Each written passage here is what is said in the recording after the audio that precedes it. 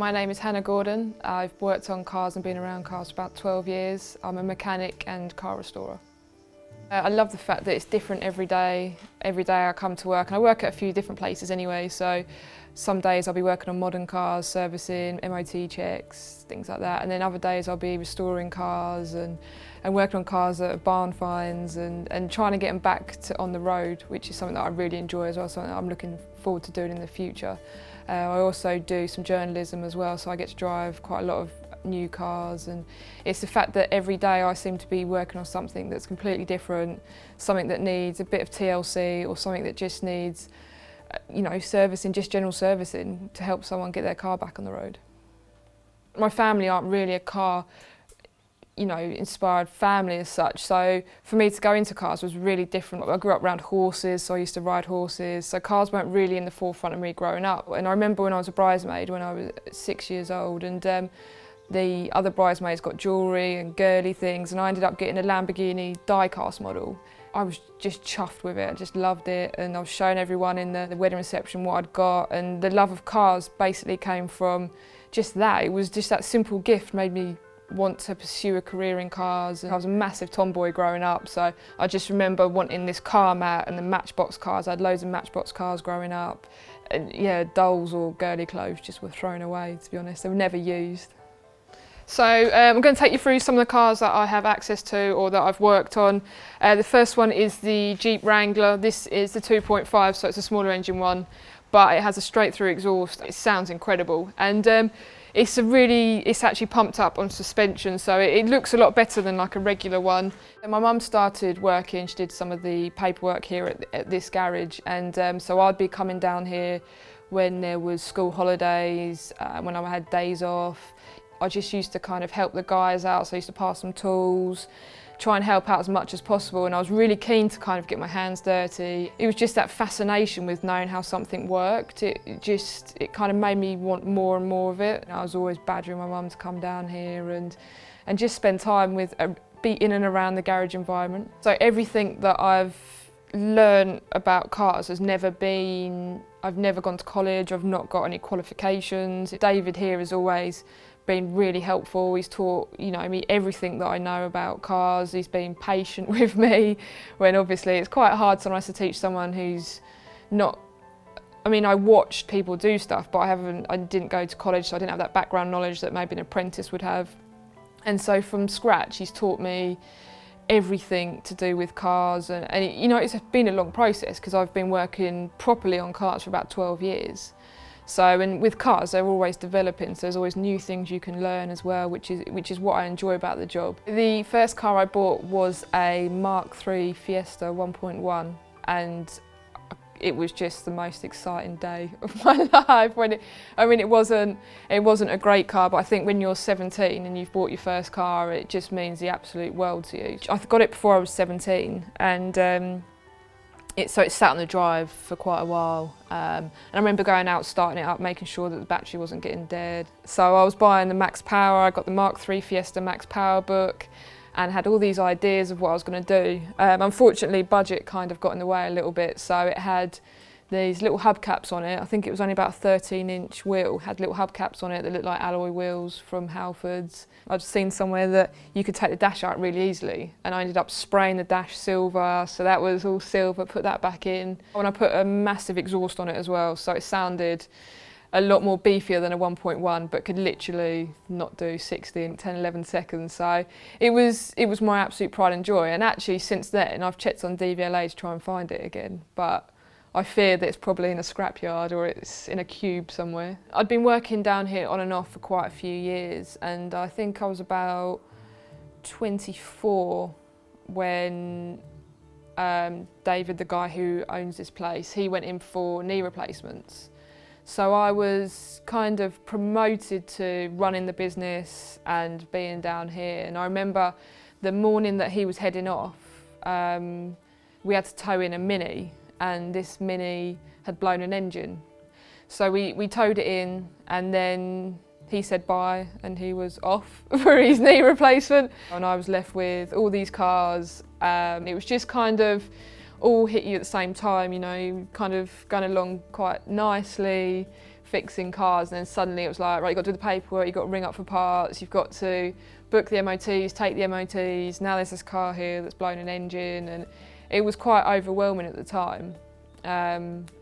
But it was definitely a really good learning curve of something, you know, that it gave me more responsibility, it allowed me to delegate a little bit more and kind of have an insight into the garage business.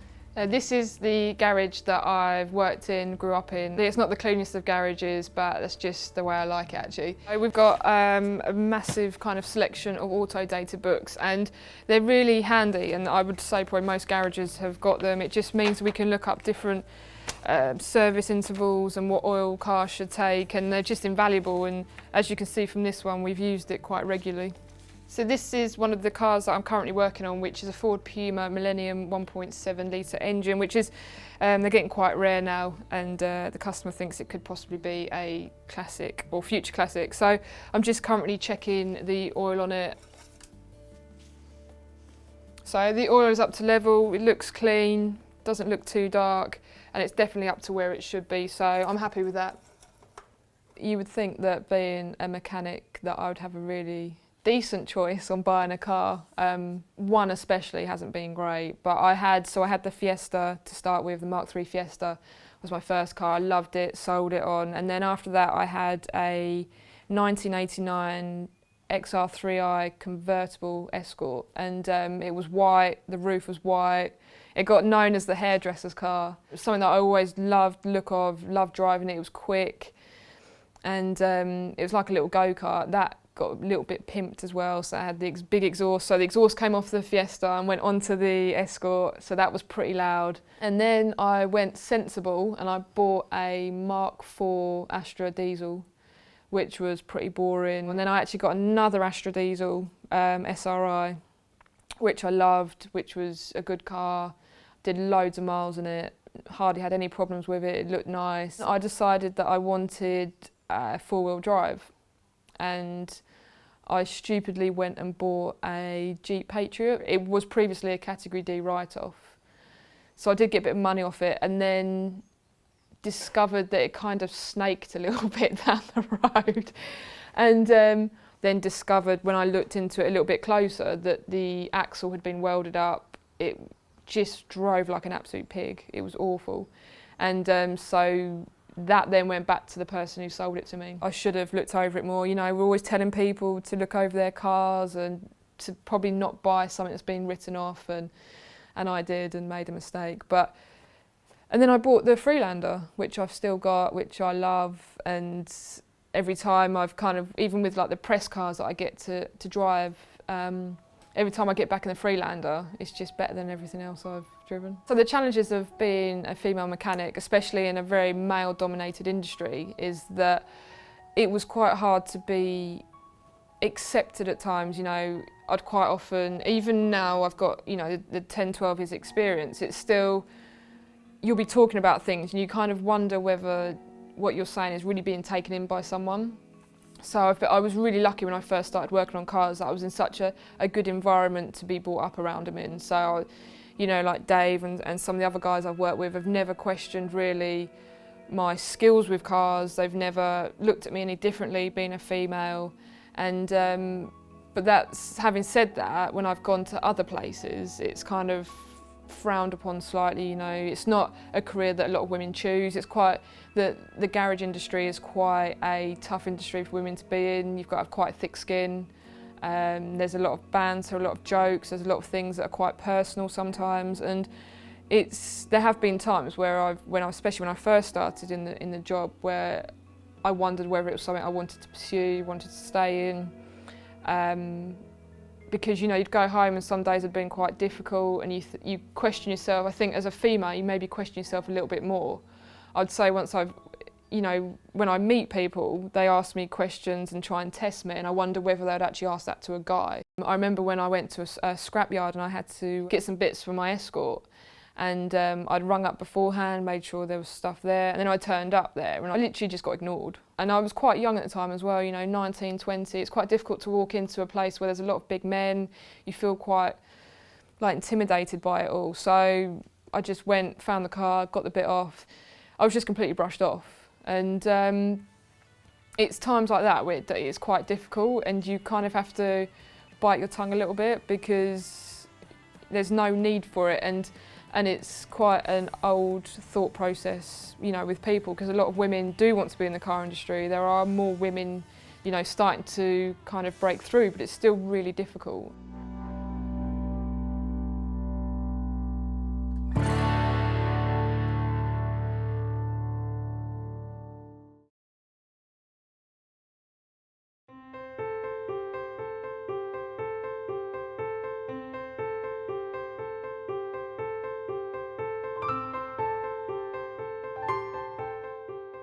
This is my favourite car here. This is the Ford Escort Mark 1 RS2000 replica.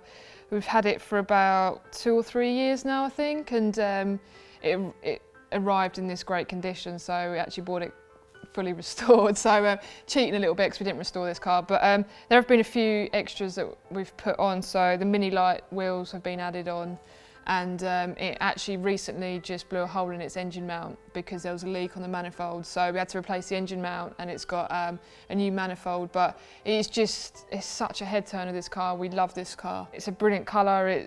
You know, there's nothing I don't like about it. It's quick as well. It's got a 2-litre Pinto engine, so it absolutely shifts. I was approached by Wheels for Women, which are they're run by Geraldine Herbert, who is an Irish motoring writer, and I was approached primarily through Twitter by her to ask if I would do a column on, like, agony aunt type column about cars, that people could write in and ask about cars and any problems that they have, and I was asked to do that. So it wasn't something that I'd ever kind of looked into, so it was something quite new, something I was quite excited about. I think there was about 2 or 3 people who wrote in with stuff, and then it came about that Mercedes wrote to me and said, would you like to test one of our new vehicles, and for the website, for the Wheels for Women website, and of course jumped at the chance to drive something, and it kind of snowballed from then on. So the first car I think I drove was the Mercedes SLK, and I've been really lucky to drive and, you know, keep it for a week, and then I write about them. I've done some YouTube reviews on the cars. The whole kind of opportunity with the journalism has opened up so many doors where I've been able to drive cars, to go to events that I never normally would have been able to. I even test drove like a tricycle type thing, motorbike type thing. So it was something that, going into the car industry, I never thought I would be a part of. It was never anything that I thought maybe I'd want to go into, but I've been extremely lucky that I've been given the chance to write about my passion as well. It's quite challenging writing about modern cars, finding things that, you know, aren't so good about them and writing about them. But I do try and be as honest as possible, because I think if someone's reading your review, they don't want you to make up stuff. They want to know actually what is good about this car and what isn't so good about the car. So I always do try and be honest as possible, and if there's something that I don't like, I'm not really that bothered about annoying a manufacturer with an opinion, because I can't see the point of writing something that isn't accurate. With my background in mechanics, I see these cars maybe 5 years down the line, and you might have read something about a car that a journalist has put saying how wonderful it is, and then it comes into the garage and it's an absolute piece of rubbish. So with some of the cars that I've written about, I actually know a bit more than probably what a journalist does, because I've worked on them and I know what some of the faults are with them. And I'd say I've actually probably annoyed one of the larger car companies with something that I've written about their cars, because since I haven't been allowed another one. See, when I get in a car, I'm more interested in how fast does it go. And like yesterday at this event that I was at Millbrook at, all I wanted to do was drive fast cars. And because I'm more into the engineering of a car and how it performs and how it rides, and can I get it sideways, and, you know, how fast can I go in it. And so I have a very different viewpoint from probably a lot of female journalists who kind of write for its practicality, you know, its miles per gallon. And, you know, there was a survey done a little while ago where it said what are women most interested in about cars, and it was, you know, safety, economy again, is it going to be reliable? So they were the main things that women kind of wanted in a car. So I have to tailor my writing a little bit more to that even though, and I have to get press cars that are what women might buy rather than actually what press cars I'd love to drive. So it's kind of a balance between writing actually what people want to read, but also trying to get my personality across. The Wheels for Women website it got runner-up at the UK Blog Awards last month, so we're obviously doing something right with the writing, and I try and do a massive variant of cars to try and cover, because there are women out there who are huge petrol heads and who do want a car that's fast. They don't care about how economical it is. So there are women out there who do like that side of things. The opportunities that I've got working for Wheels for Women has meant that I get some media opportunities that I wouldn't normally get. So I go to the Geneva Motor Show now each year. It's a great motor show. It's so easy to get to. And myself and a friend go there now. I think this was our 3rd or 4th year this year of going there. That was something that I never had kind of thought of going to, but with the media pass, you get to go on the media days, so you get to go around the cars and see them and go on the stands, and you get a lot more access to them. Yesterday I was at Millbrook, drove the Audi R8, drove Maserati, I went out in the BMW M4. So these opportunities of driving these cars, I would never have been able to kind of even get my foot in the door to drive them unless I'd been writing for a magazine. I'm a massive petrol head, so to be able to drive these cars is a dream come true, really.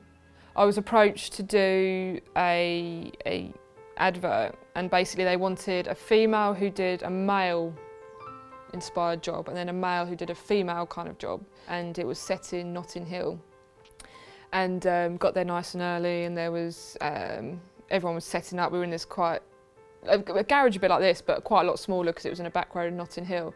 But it was a really enjoyable experience, and it was my first kind of venture into doing something a bit different, so filming and I suppose a small part of acting, and it was really enjoyable actually. It was really kind of relaxing. They wanted a bit of spark within the advert. They wanted a bit of, I suppose, fireworks, shall we say. So I was presented with a clutch plate and a grinder and kind of told to just grind the hell out of it kind of things. Yeah, it was a bit strange because you don't normally grind a clutch plate. There's no reason to ever cut it or do anything to it.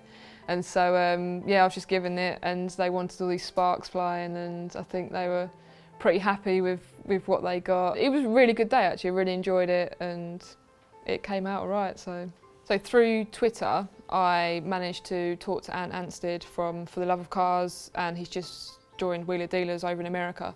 So I got talking to him on Twitter, and from then on I met him at Silverstone Classic, and he invited me to his workshop, and from then on I started to work for him. He builds like replica cars. He's also got his own GT that's coming up, that's being made at the moment. We do some restorations there as well, and it's just a different environment to be around. I mean, he's in America now, but it was nice to work on some cars that I wouldn't normally get to work on. It's just a different work environment. I'm doing different things that I wouldn't normally do. I've learned how to weld, which I didn't do before. And it's just learning, different skills and working alongside him, he's quite an experienced fabricator. Some of my favourite restorations that I've been a part of have been, last year I did the Ford Cortina, which is quite a rare car and that had been sitting around for 18 years, and that was something that I was really excited about being part of. And then the year before I did a 2.8 Ford Capri, which was again not like a full restoration but was brought back into commission type thing.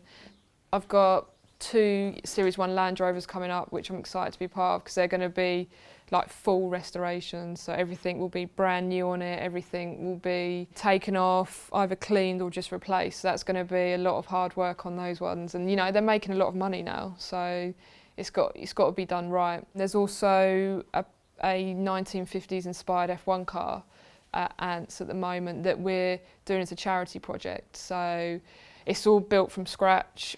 And everything is bespoke on it, everything is being built, and there's a lot of volunteer work going into it, and then it's being auctioned at the NEC for Silverstone Auctions, and all the money that's made from the car will be going to charity. So it's a competition between Ant and Mike Brewer, who again is wheeler dealers. Mike Brewer's bought the Ford Escort XR3i, which he's doing up, and then we've got this 1950s inspired charity car that we think will beat him. So it's looking good, and I'm excited to be a part of it. Like I said, Twitter's opened up so many opportunities. I'd love to drive up the Goodwood Hill on the Goodwood Festival speed I go every year. So I'd love to kind of be a part of that, either be a passenger or drive something up the hill. I'd love to just keep finding classic cars, restoring them. I don't know if I have any regrets. There's certainly been hard times, you know, where I've gone home and thought, I just can't be a part of this anymore. Or you've worked on a car and nothing's gone right with it and it's made you rethink. But I'd say all the negative things I've had, the positives have far outweighed all those negative things. And I'm just having a lot of fun at the moment. I'm just having such a varied life within the car industry. I'm driving them, I'm writing about them, I'm repairing them, I'm restoring them, that I just have no regrets about how I've lived my life and how it's brought me up to this place now. It's just, I'm just having so much fun with it all. And really, I mean, what else can you ask for when you're working and having fun at the same time? So, you know, things work out, and it's just an industry that I'm so proud to be a part of. And so glad that I've had these opportunities. I just hope that I can continue to keep having these opportunities and keep working hard and keep, you know, restoring cars and bringing back cars to their former glory.